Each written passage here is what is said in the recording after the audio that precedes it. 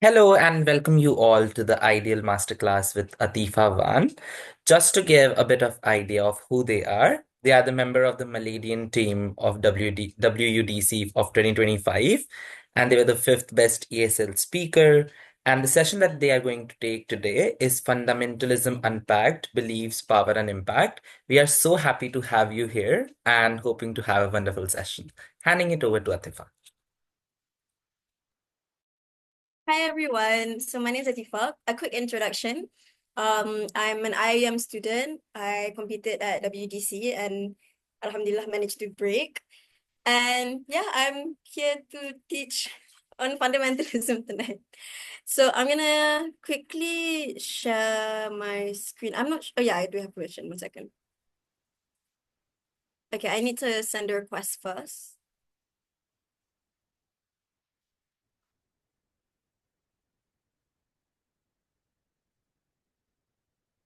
Okay. All right. So it's just a canvas slide.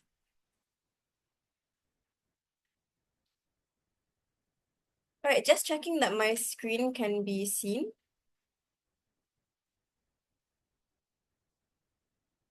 It isn't visible. It's not Yeah, visible. yeah, it's just showing that you have started your screen sharing. So would you mind do it again? Yeah, it's visible now. Oh wait, I think I know what the problem is. It's visible now. Mm. Yeah, but if I full screen, you can't see anymore, right? Can you see it now? No, no, we did. Can you try full screening now? Yeah, it's Yeah, on full yeah, screen now. Can you see it now? yeah, it works. All right. Okay, so what I'm going to be teaching tonight is Fundamentalism Unpacked, Beliefs, Power, and Impacts. So a quick backstory. I was inspired to do this based on my class for theories of political development, where we kind of just learned about like how different countries develop in general and what factors can lead to that development. One of them being religion, especially when it comes to nation building. The way that national politics looks can vary vastly based on what the voter landscape is. And when religion is involved, even in more secular states such as the US or the UK, those things still have very, very prominent impacts towards the political landscape of said country.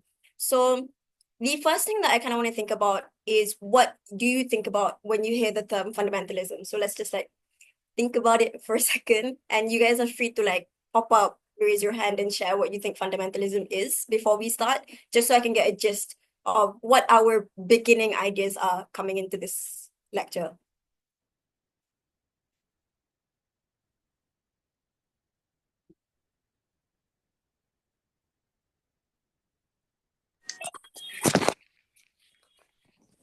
Yeah, sure. Go ahead, Yoti.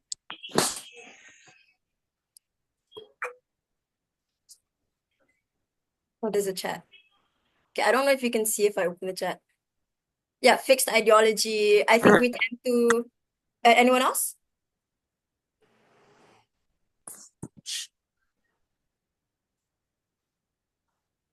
Yeah, I think when we think of fundamentalism, the habit that we kind of jump into is simply the idea of religion, full stop. So, what we're going to cover in this lecture is, to what extent does fundamentalism actually expand? And through like these mechanisms that we learn of fundamentalism expanding, we're going to try and apply that to actual debate motions near the end. So, oh, here's the agenda, or like the contents of tonight's lecture. The first thing we're going to do is to define fundamentalism. So this is not just defining fundamentalism itself, it's also like how fundamentalism forms and what theories are out there about fundamentalism. If you're unclear what fundamentalism is, it'll be explained in a second, so don't worry. The second is on the origins of fundamentalism, where it came from, how it expanded, and how it got to where it is today. Third is the growth of fundamentalism, where it stands now. Lastly, the last two things are going to be fundamentalism beyond Christianity, because the study of fundamentalism is mostly on Christianity, but we're going to see how it applies to other religions and whether or not they follow the same pattern.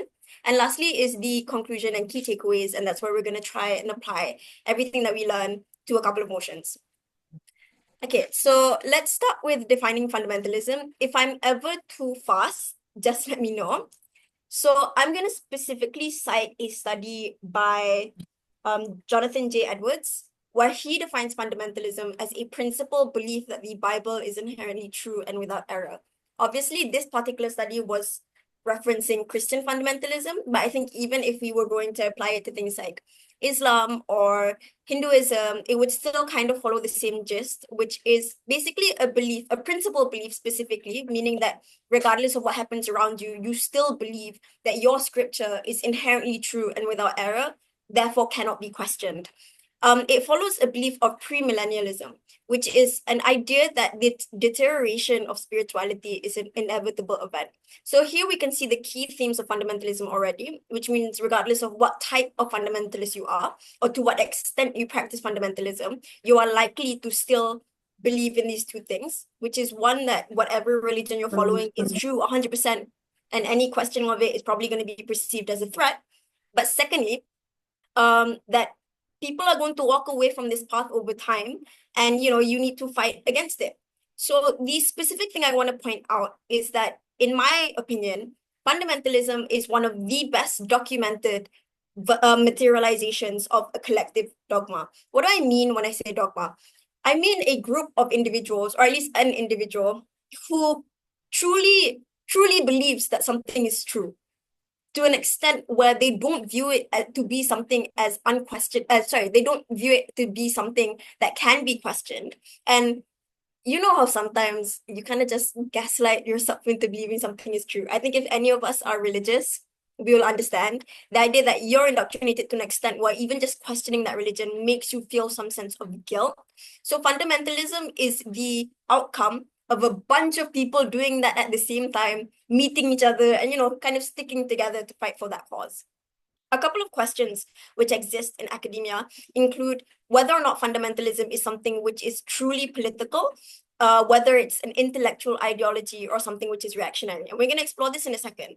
But just as a quick introduction, when I ask whether or not it's inherently political, the question is, if you believe that the Bible is inherently true, does that have anything to do with the country's governance? Is it something which should be imposed on a country's governance? What you will find throughout this lecture is that in a lot of cases, or at least in the cases which seem to matter most, a lot of the time it has been considered to be political and to be relevant to a country's governance, at least to a certain extent.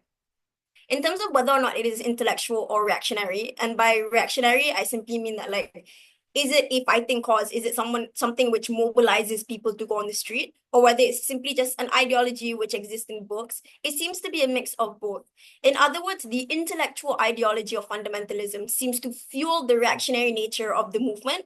But the number of people who engage in it as an ideology seems to be much, much bigger than those who are actually reactionary. The best documented example of this would be the American Protestant Christians. So one thing that we need to get made clear from the beginning is the difference between Protestants and Catholics.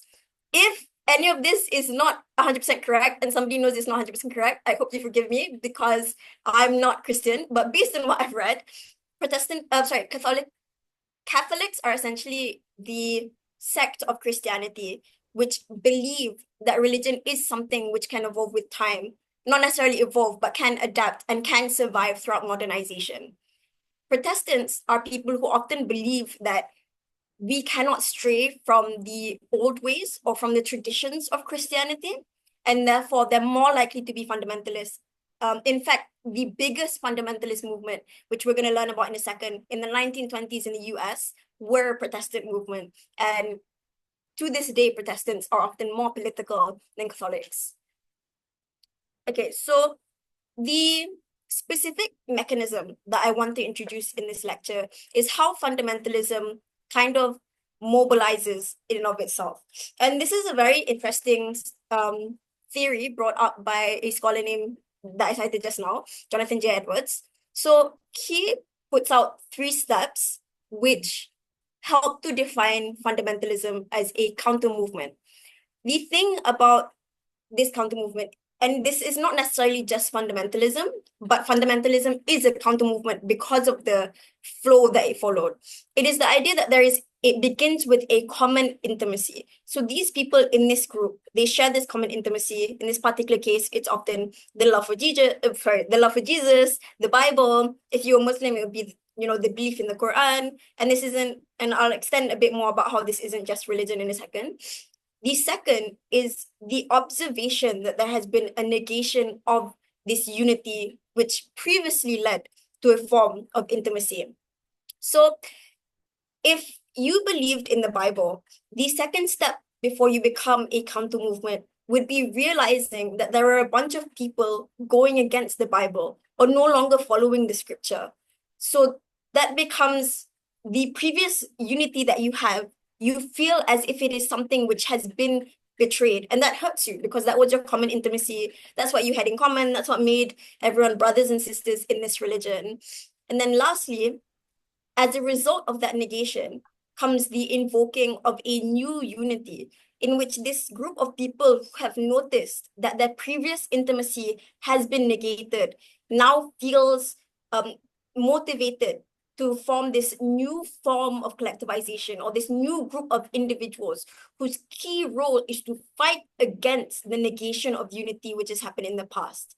When we look at fundamentalism, you'll see this pattern in which these people, they have the common intimacy, that being, the Bible and Jesus Christ.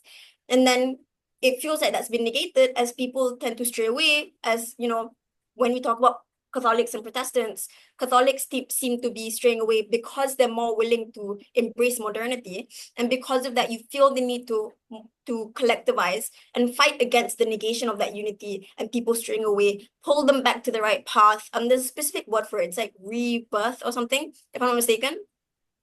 And this will also be common in other forms of fundamentalism, like Islamic fundamentalism, especially if the religion is a, what's it called? Missionary, in which the goal of the religion is to spread the religion. In Islam, we also see people believe in the Quran, so on and so forth. And then there's a negation. People feel like people are straying away from the Quran. People are starting to not dress or cover up the way that they used to. And therefore, it invokes a new form of unity in which we have all of these like really, really conservative Muslims fighting for their place in governance and politics. But again, this isn't just limited to religion. If we were to look at other movements in general, things like Black Lives Matter, there was always this common intimacy. The idea that, oh, Black people deserve to have a place in America. That was negated the moment in which George Floyd was killed by a police officer, in which you notice that the intimacy that America as a whole had has in fact been betrayed. Therefore, it invokes a new unity. And you will notice this pattern over and over again. I'm saying this now because I feel like this is an incredibly important concept in debate, in which when you talk about what motivates people to mobilize, what is the tipping point that causes people to care enough to get on the street and fight for something? I'll get to that in a second. And fight for something. This is one of the ways in which you can prove that tipping point that will cause people to actually mobilize against something.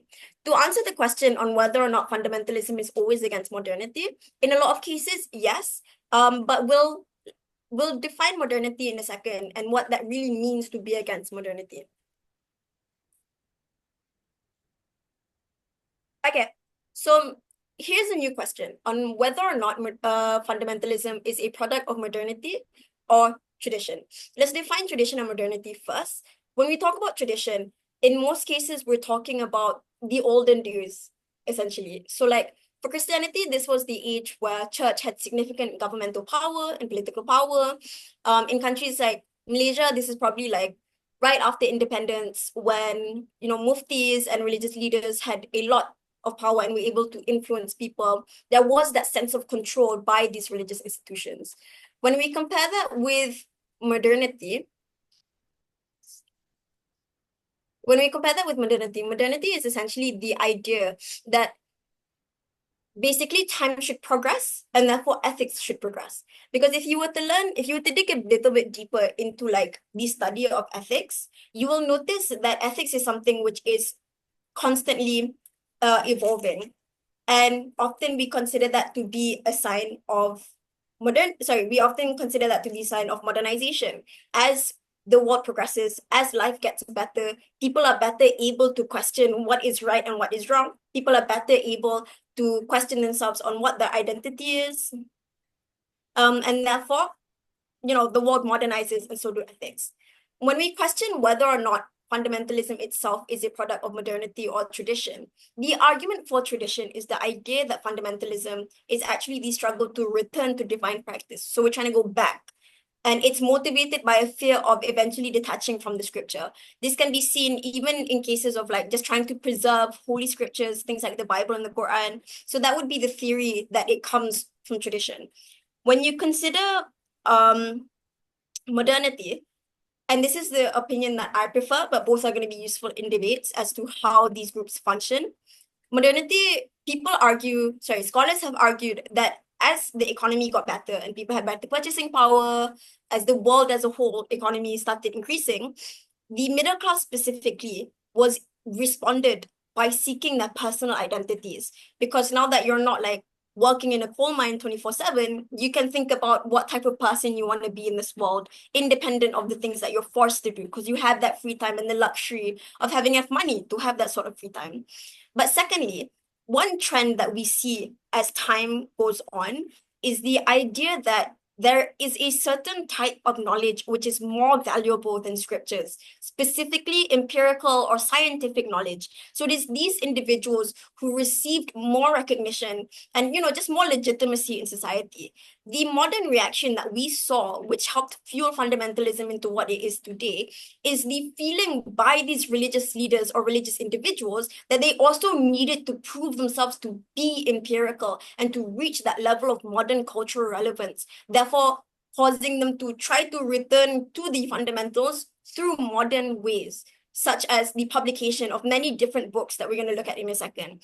But lastly, and this is more like wishy-washy, but it's actually very intuitive if you think about it, as the world progresses, like as the towers get taller, as the cars get faster, it is pretty natural for any religious person to feel like the end is near, because most religions denote that as the world gets more modern, the um the end is going to be near. Like, I'm Muslim, so we believe that if people are racing to build the tallest tower, then the world is going to end soon. And that's why whenever something is taller than the Burj Khalifa, I will go to Hajj immediately.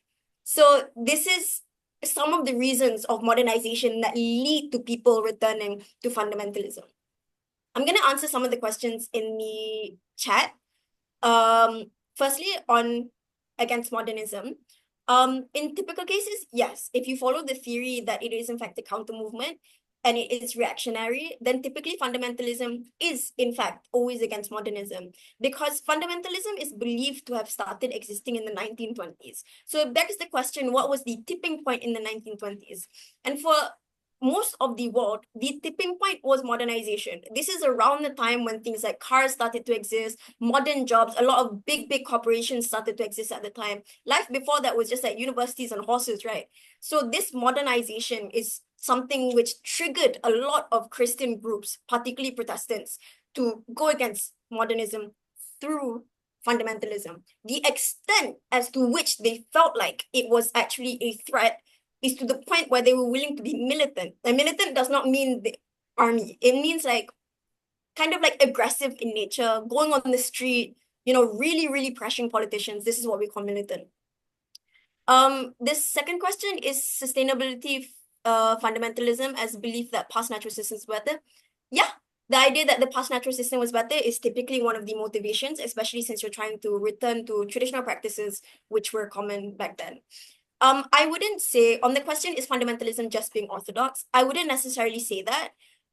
It is not necessarily the complete rejection of what is happening now. It's just, I'd say the more common practice of fundamentalism is that you cannot let go of like old scriptures or like criticize scriptures in order to reach modernity. It should be moderated in order to ensure that it does not go against scriptures.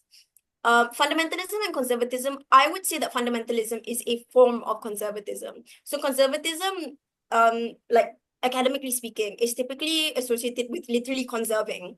So it looks like not being willing to embrace change as much, believing like the old days are the better days. Economically speaking, conservatism is like more power to the free market, less, what's it called? Government intervention. So I wouldn't say that fundamentalism I wouldn't say that conservatism is fundamentalism, but fundamentalism is conservatism. They're not the same, but they're closely related. And I would go as far as say that all fundamentalists are conservatives, not all conservatives are fundamentalists. The last question that we have right now is, why does modernism lead to the idea that the end is nearing, and what incentivizes people to return to fundamentalism? The reason that modernism leads to the idea that the end is nearing is because this is typically what is denoted in scriptures. Like, obviously, what I can cite best is going to be Islam because I am a Muslim. But in Islam, there's a lot of things about modernization which denote the idea that the end is near. It looks like the days being shorter. It looks like climate change happening right now because of pollution, right? But in the Quran, that's also a sign, like cold places becoming warm, warm places becoming cold. That's a sign of that the end is near. In Christianity, the idea that people are starting to stray is also a sign that the end is near, judgment is near.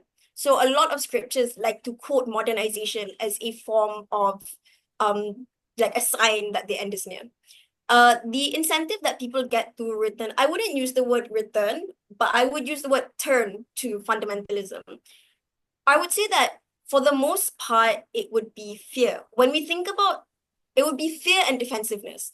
When we think about religion, it's a dogma. It's the thing that you believe in the most, meaning that to a certain extent, it's something which is unquestionable. It's something that you must protect at all costs. And that's why, like, all religions are so sensitive to any form of insult. All religions are so sensitive to any form of like, if you say that, like, oh, I don't think your religion is real, that's so disrespectful. The reality is, I can't prove that my religion is real as much as as anyone else cannot prove that it isn't real. However, I'm going to defend it with my life either way, even though I can't give you any scientific evidence that is something which is true. So the incentive is one, the idea of protecting yourself from an increasingly secular world, which is willing to question religion, which can cause fundamentalists to become stronger and stronger in their actions. But secondly, is also a fear that the people around you will not benefit from Christ and heaven the way that you wish for them to. I'll do these next two questions before moving on to the next slide.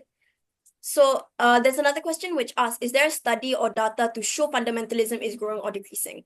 There are a few, and if you're interested in going out and like reading up, the best one that I can suggest is George Marsden.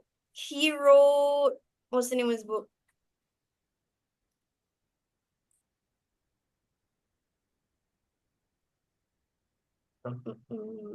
Fundamentalism and American Culture. That's by George Marsden. That's considered like the most canon piece on fundamentalism. So, and there's other pieces which I would recommend, which is Fundamentalism, Hot and Cold, George W. Bush and the Return of the Sacred by Klaus J. Milek. So these are books which and studies which kind of go through the data specifically. Yeah, and there's a bit more data near the end of the lecture, which we can cover also. Next question, religions support fundamentalism. Is it because they believe modernization is against conservation since it creates a change? Yeah, pretty much. I think that's a good way of analyzing it. Believing in the Bible and always tells the truth. Yep. Elina's comment is correct. Never straying away from tradition and fighting against modernisms that is a sign that the end is near. Yeah. Are people who practice more fundamentalism practicing atheism? I wouldn't say so, given that fundamentalism is dependent on believing in some sort of divine truth. I don't think it's possible to be atheist and fundamentalist at the same time. But I do think it's possible to be atheist and conservative, although I don't know what the motivation would be. Lastly, do you think fundamentalism has decreased or increased due to the present globalized world, which is so fast-paced, and the fact that we can now get exposed to so many other ideologies and beliefs? That's actually a really interesting question, which we're going to answer near the end of this lecture, on whether or not fundamentalism is returning or whether it never left at all. So we'll get to that in a second, and I'll try to remember it. Okay, next part of the lecture is on the origins of fundamentalism. So when we compare between, when we analyze where exactly fundamentalism came from, politically speaking, there are two arguments. One which believes that it was from America and one which believes that it was from the UK. Although this is something which is not resolved, and I don't think it's worth analyzing. I could be wrong. Maybe in 10 years I disagree with that statement. But when we analyze whether or not it came from the US or the UK, I think what's most important to analyze is what was the political state of these countries in the 1920s, because fundamentalism is believed to have been born formally in the 1920s in one of these two countries. So if you were to look at the state that it was in, and let's like think a second back in time, during the 1920s, the US was like industrializing quite fast, growing in modernization. Sorry? Okay, sorry. Growing in modernization, the government had been around for like almost a century at this point. But when we look at the form of government that the US has formed under its constitution, it is one which doesn't have an incredibly strong central power. So the way the US is formed, even though they have their Congress and like all the people in the White House, they still give quite significant strength to their state governments. Meaning that, and that's why when we look at the US, like Texas and New York, two different worlds, like completely different beliefs, completely different practices. I can't remember where Utah is, somewhere there, but Utah is like known to be like incredibly conservative, like Mormons all live there. So what we notice is that because there's no true central power and there's kind of a lot of freedom between the different states in how you want to govern that country, it ends up being a very good place to form cultural pockets. By cultural pockets, I mean these small groups of um like communities which believe in all these different things. For example, the best example I can give you is like boarding schools tend to be cultural pockets because you're secluded and you kind of have the power to do what you want. You're more likely to have very unique cultural practices within that small secluded area. If we were to look at like the US, certain churches became their own cultural pockets, which could push their own ideologies because of the lack of control from the central government, especially considering that in the US, you're not allowed to like endorse or really regulate these like religious institutions because of like the constitution, freedom of religion, so on and so forth. So that allowed for things like fundamentalism. Once the ball started rolling, which is what we're going to get to next, once the ball started rolling, it was very easy for fundamentalists and people who believed in the push against modernization to kind of institutionalize themselves, or in other words, really attach themselves to the internal structures of the US, whether it's through mega churches or prominent Protestant organizations. When I say institutionalized, what I'm saying is essentially they managed to become prominent enough to the extent where it would have been too expensive to stray from that path. And this is what we call path dependency. Essentially, when you've built all of these churches, when these religious leaders have become prominent in that area, it's too difficult for a government or even the churches themselves to let go of these individuals or to kind of crush these ideologies because of how much is kind of seeped into the structures of America at the time. Compare this with Great Britain. As we know, Great Britain doesn't have like a really strong constitution. It changes a lot, meaning that there's a lot more freedom for the government, the central government, to be like, oh, you can't do that, and you can't do that, and you can't do that either. I'm going to change the constitution now, the one that doesn't exist. But also the political climate at the time, back in the 1920s to like 1945-ish, it was one which was much more open to criticism of the scripture. And one of the big reasons for this is because the British monarch is mostly Catholic, meaning that the ability for like the inherent belief of the biggest Christian institution was one which is open to modernizing the scripture and modernizing the practice of Christianity in and of itself. But secondly, and what I think is really interesting, is how secularism was viewed. Because in the US, secularism was a threat to Christianity. But in the UK, and possibly because it's so much smaller and so much more diverse, secularism is in fact a form of protection, which means that if we separate the church and state, then we can protect the church from being like misappropriated or like abused by these leaders or even weakening in strength. So going to this question, is fundamentalism applied to the whole of America or only to the northern part? As in South America, we see that there is a diverse culture, beliefs, and one second.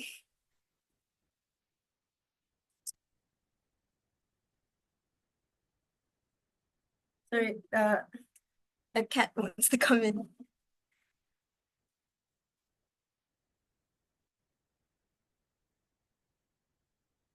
Okay, in terms of the specific area, it was more of the whiter parts. And I don't mean the Americas as a whole, I mean the United States of America specifically. But it would have been areas like Utah was well known to be very fundamentalist. It is still this day. Texas is known to be quite fundamentalist. So if you look at the demographic, you can kind of already tell which area is more likely to be fundamentalist.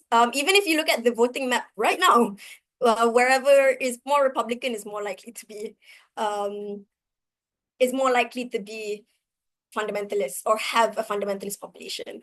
On the question on how secularism protects, I think, okay, and this is me digging deep personally. The reason why I, as a Muslim, or if I was to imagine myself as a Christian, why I am pro-secularism is because I do not trust politicians with my religion. So I believe that if you are allowed to use religion in politics, or if there is no separation of whatever religious institution, whether it's the church or like Islam, with the government, I believe that politicians, because of the way that they are and because of electoral sciences, will definitely abuse religion and therefore threaten my religion in terms of like the image of my religion. People are probably going to be less attracted to join my religion because of the way it's being used in politics. People are going to start like voting with, people are going to become like more radical towards each other. People will become more polarized against my religion because they dislike the way that it's being used in governance. And therefore, secularism, for me and for these people, Catholics in the UK, secularism is in fact a form of protection against this sort of abuse of power. The last thing to note when it comes to Great Britain is how the channels of communication were actually quite different back then. So what we mean by this is when you look at the UK and the type of universities they have, it's pretty crazy there, right? Like Oxford has existed forever. All of them have existed forever, meaning that what is considered to be intellectual is very easy to find because there's like a couple of these very, very big institutions which we trust to be the sources of intellectualism in this country. What this means if Mr. ABC decides to come forward and be like, hey, actually, I believe in this, it's incredibly easy for the intellectual channels in the UK to squash that ideology. The formation of cultural pockets is much weaker because of these channels compared to the US, where information was much more like can go where it wants, people can spread it through their little cultural pockets, therefore allowing fundamentalism to spread. Okay, any questions so far before I move on to the next part?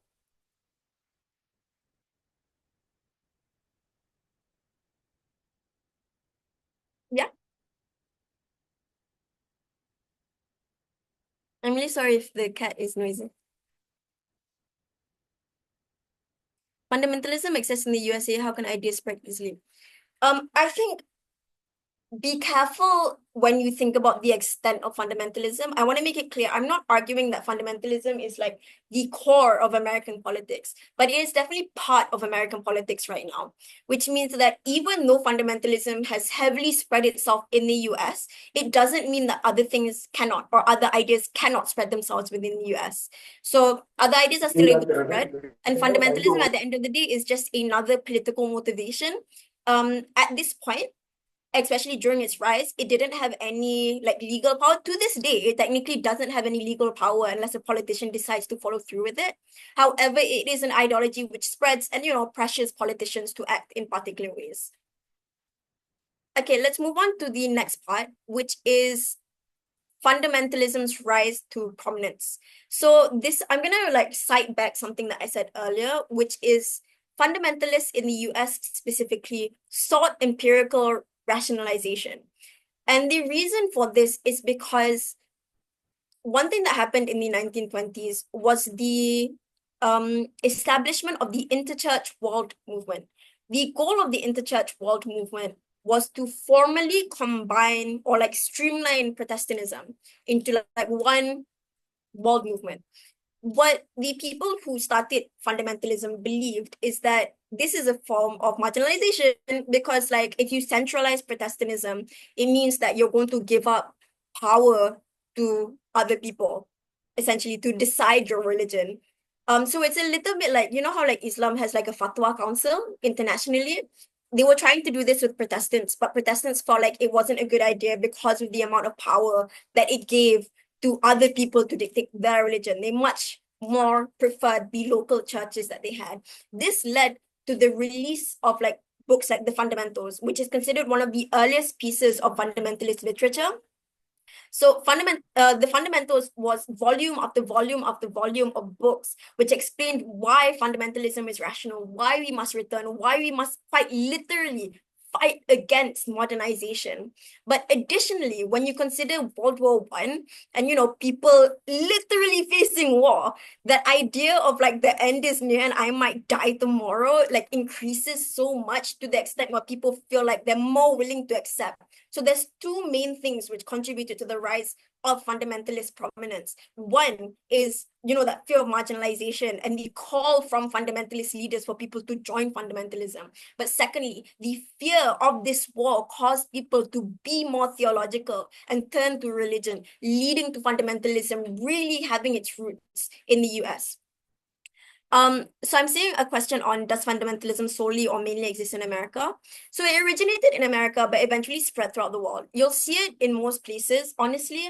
Like a lot of Europe has a lot of Christian fundamentalism. However, it is strongest in the US to this day. And therefore, when it comes to case studies on fundamentalism and trying to really show you the mechanisms of like a religious dogma or religious ideology, I do find the US to be the best example. But that's not to say that fundamentalism doesn't exist anywhere else. Muslim fundamentalism goes crazy in like Saudi, and I think that's like not even like that's quite intuitive. In Malaysia, Islamic fundamentalism is very strong. I understand that India has Hindu, they have Hindu fundamentalism, but I can't remember what it's called. I'm sure you guys know.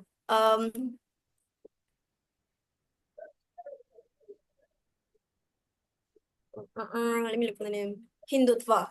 So India has Hindutva, which is a form of Hindu fundamentalism, but also seen as a form of Hindu nationalism.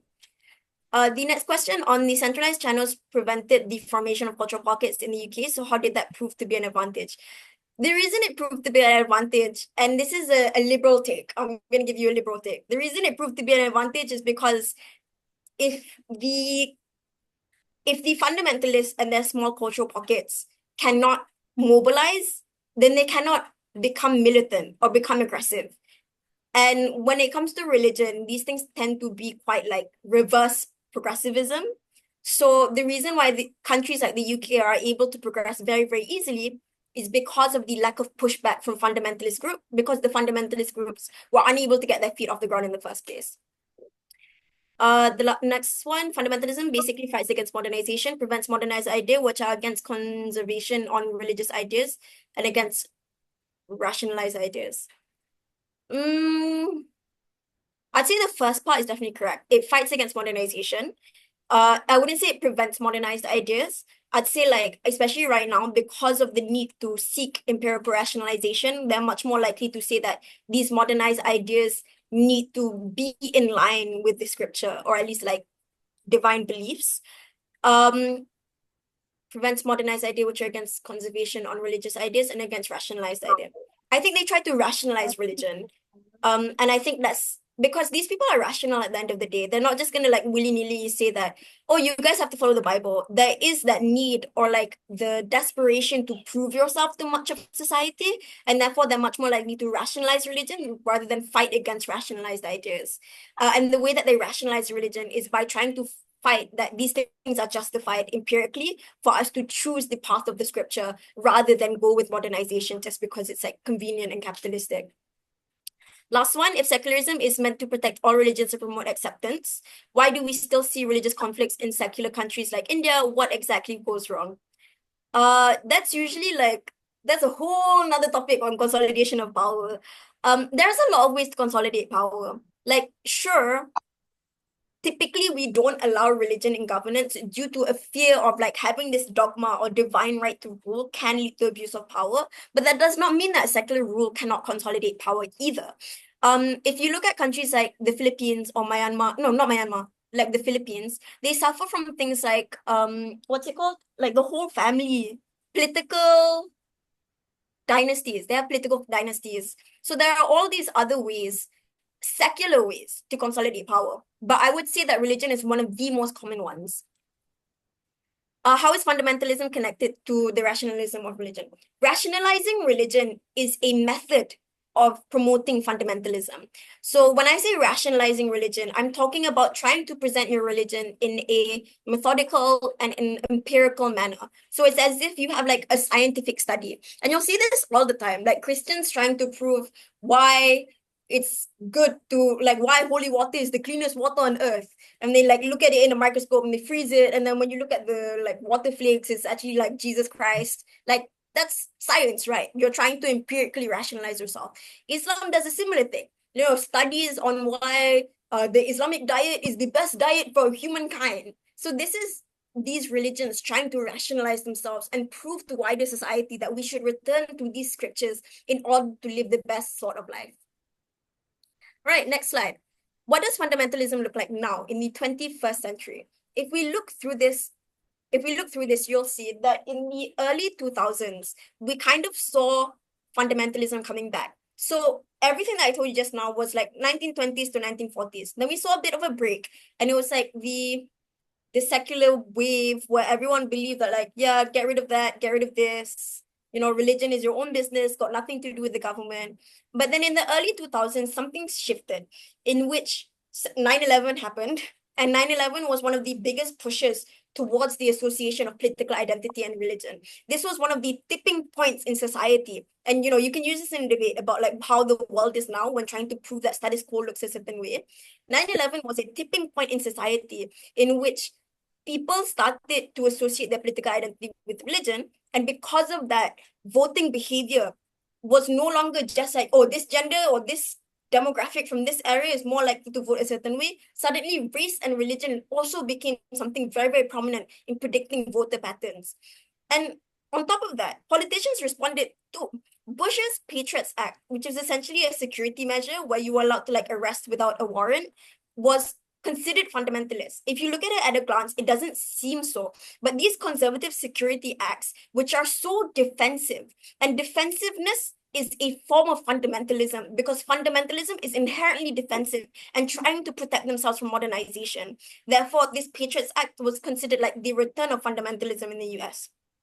Fast forward 10 more years, the rise of Trump, that guy who's crazy and, does stuff. He was one of the biggest returns to fundamentalist patterns in modern politics. This is when people started to get ballsy enough to say that, hey, let's not recognize transgender people anymore. Let's reject gay rights in America. You land of the free, and suddenly you can't, people have the balls to say that you cannot be free in the land of the free. And Trump allowed and motivated, gave people, Trump became a tipping point, which made a lot of these like fundamentalists brave enough to like show their face again. And mind you, people don't consider themselves, they will not identify themselves. Fundamentalists no longer will identify with the term fundamentalism, but it is the traits which we see in fundamentalism still very strongly exist. Lastly, on how voting patterns continued, it is believed that there are at least 5% of America, that being 50 million non-denominational Christians in America, these are individuals who, through one way or another, can be connected to fundamentalism. There is probably going to be some form of fundamentalist culture which affects how they vote.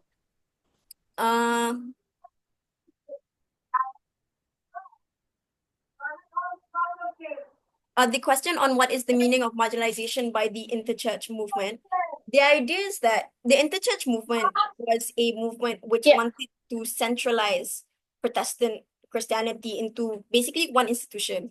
So a similar example to this is the Fatwa Council in Islam, which is an international council which decides Islamic rulings. So the interchurch movement was something similar, but for Protestant Christians. So what happened was when this organization was established, a lot of Protestant Christians felt like this was a threat or a form of marginalization to American Protestants, insofar as it reduced the freedom that most churches have to decide what are the rulings or what should be the method of practice. A lot of people also felt like it was too apolitical, and they believed that themselves as Christians were in fact political and therefore felt like they were being marginalized by an interchurch movement, which was basically telling them to shut up, and that's why they felt marginalized. Student fundamentalism has been decreased once modernization increased at the turn of the century. This is actually a really quite interesting statement, and there's no particular answer, and it's probably something that you're gonna go back and forth on when it comes to the debate on whether or not fundamentalism is still here or if it's gone away. And this is all dependent on the question we asked earlier on whether or not it's reactionary or ideological.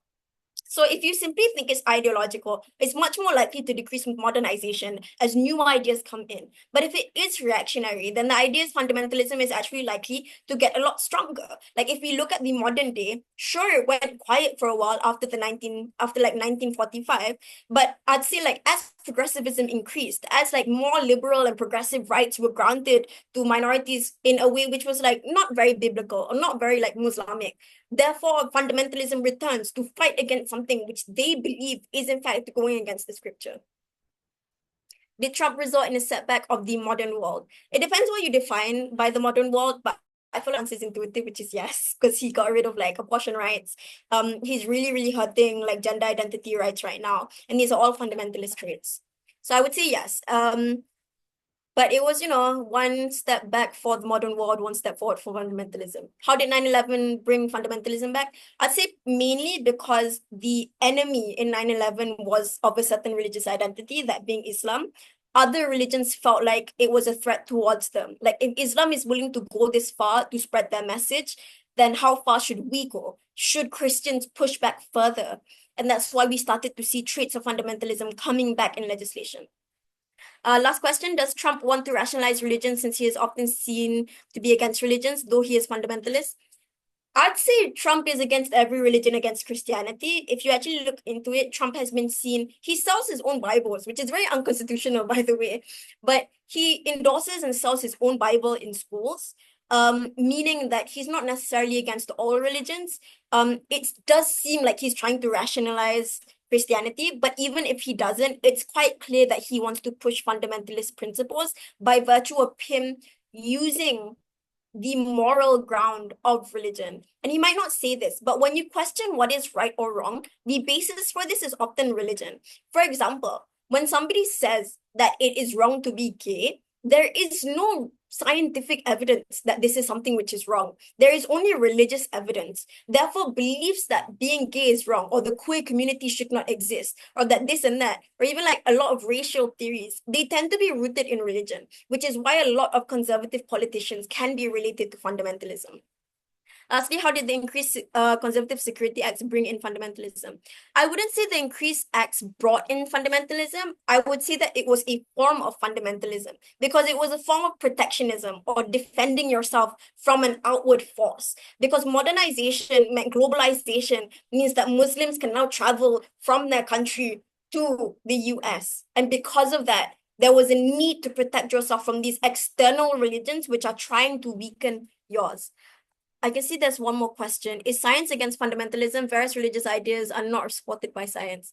Yeah, I'd say what I've noticed about a lot of religions is there is a certain sense of acceptance towards sciences and vice versa. However, for the most part, a lot of the most famous scientists like Albert Einstein were like, there's no way God exists. Like Stephen Hawking, these were all people who pushed against. So yeah, a lot of prominent scientists tend to be against fundamentalism and believe that it's a step backwards. Lastly, so would it be right to say that fundamentalism is growing today rather than modernization? I'm going to use this to transition into the next part. There is a theory which questions whether fundamentalism can actually go away or if it just goes back and forth. So generally, most movements will go back and forth between extremes. So like Christian fundamentalism, it was at an extreme in the 1920s, went quiet, came back in the 2000s. And you'll see this with movements in general, not necessarily fundamentalism. Things like Black Lives Matter. that was just the newest extreme. We had the civil rights movement before this. A much smaller and kind of less important example would be the SAG-AFTRA, the Hollywood strikes. Those happen every couple of decades because of the way that the film industry modernizes. I'm seeing an opinion which is fundamentalism is not going to decrease because people don't understand unity, because everyone wants their religion to rule, and all people of religion will be blamed for one person's wrong. Taliban is a group of terrorists, and they want all people to become Muslims, and anyone refuses. Yeah, Taliban is actually an excellent example of fundamentalism. I would say right now, fundamentalism is less valued than science today. However, and this is my opinion, I think fundamentalism is something to be reckoned with. I think it's something which needs to be considered. I feel like the reason why fundamentalism can get so strong and so dangerous is because of the way that it's kind of pushed aside and considered to be like just this silly, extremist, radical ideology. So I think it's necessary to recognize that it is in fact a force to be reckoned with in order to get the full front of political analysis. And personally, I don't think fundamentalism can overpower modernization. That's just a take. Arguments that I would give for that is one, internationally, governments just don't really recognize fundamentalism that well. Two, fundamentalism is more in most cases grassroots movements or like churches, and that's still like the power dynamic is just too big to allow for it to actually overtake modernization. Okay, so we're near the end. Fundamentalism beyond Christianity. So fundamentalism is not in fact limited to Christianity. We've seen multiple cases such as Hindutva in India. In Malaysia, there's very strong Muslim fundamentalism in terms of like it's very well rooted within the government to the point where trying to shift away from it isn't possible. We can still see a lot of religious leaders becoming politicians, and they're more likely to push fundamentalism even if they don't I don't explicitly identify as what's it called? If they don't explicitly identify as fundamentalists. And lastly, of course, the example just now, which was the Taliban, which is probably one of the most extreme examples of fundamentalism we have in the modern world. So in terms of the conclusion, if we were to look at these motions, there's quite a bit of space for us to think about how to apply this information debate. And I'm going to run through them really quick because I have like 5 minutes left.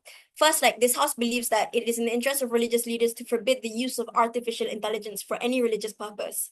So in this sort of motion, what you want to question is what are the goals of a religious leader? And it often follows the idea of fundamentalism, the idea that, the world is straying away and we need to return people for their sake. So because you're a religious leader, it's likely to be benevolent. But of course, there's a world where you can argue that religious leaders aren't that benevolent and just want to consolidate power. But in any way, how does artificial intelligence then blend with that? So I think if you were government, then we can very much apply what we've learned today, the idea that modernization is inherently harmful to religion because it pushes people away from religion. And therefore, it's quite intuitive why artificial intelligence is something which would be pushed away or something which should be forbade, because there are traditional ways which are taught in every religion, which should be used over AI. But if you were in the opposition, you would be giving a much more like Catholic type of argument, like anti-fundamentalist, which is religion must progress because the people will progress anyways. Second motion on in countries with significant religious divides, this house would ban missionary schools. So this question is going to be a question of the missionary itself. When it comes to religion and religious divides, it's obvious that because of the extent of dogma that a lot of people live in, it's going to be something which is quite sensitive. You then question, like, are these missionary schools also something which can incite this sort of damage and this sort of like sensitivity? And therefore, you question whether or not missionary schools can actually achieve their goal of missionary in the first place, but secondly, how people respond. Because note, when you feel that your religion is harmed or being threatened, you are much more likely to become militant and aggressive in nature. So in these countries, are missionary schools able to contribute to the aggressiveness or help tone it down? Third motion, this house believes that the current pope should mandate that all future popes be democratically elected by all Catholics. I feel like this is an argument on how Christians mainly would respond, especially knowing that Protestant Christians tend to be quite critical of Catholics, to the extent where they're willing to be aggressive, and how that would like play out in terms of polarization and sensitivity. Last motion, this house believes that all religious positions should be directly elected by members of the constituency that they serve.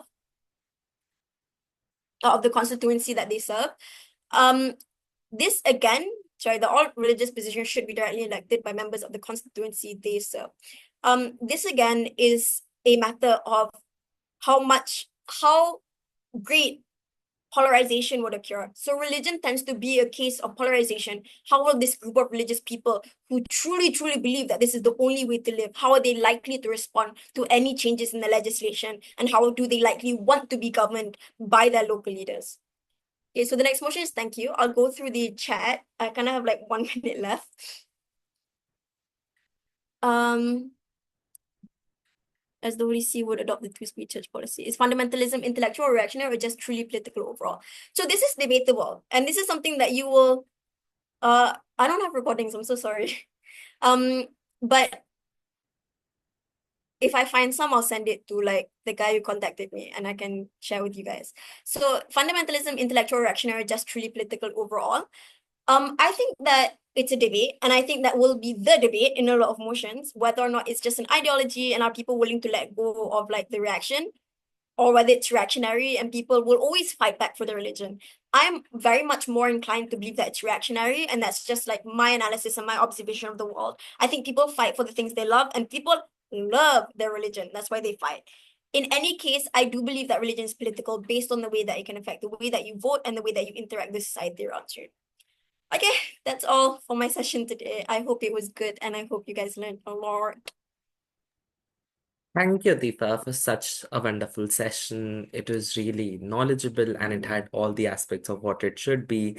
And we'd be really glad to apply some of the aspects of fundamentalism within the debates and kind of have that sort of narrative building and characterization within debates as well.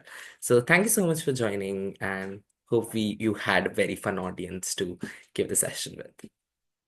Thank you. I love the questions. It was kind of tricky. I was under a lot of pressure. But you answered them very like profoundly. Thank Incredible you. session. Okay, thank you. I have another trading session with another institution now, so I gotta go. Yeah, bye bye. Thank you so much. Thank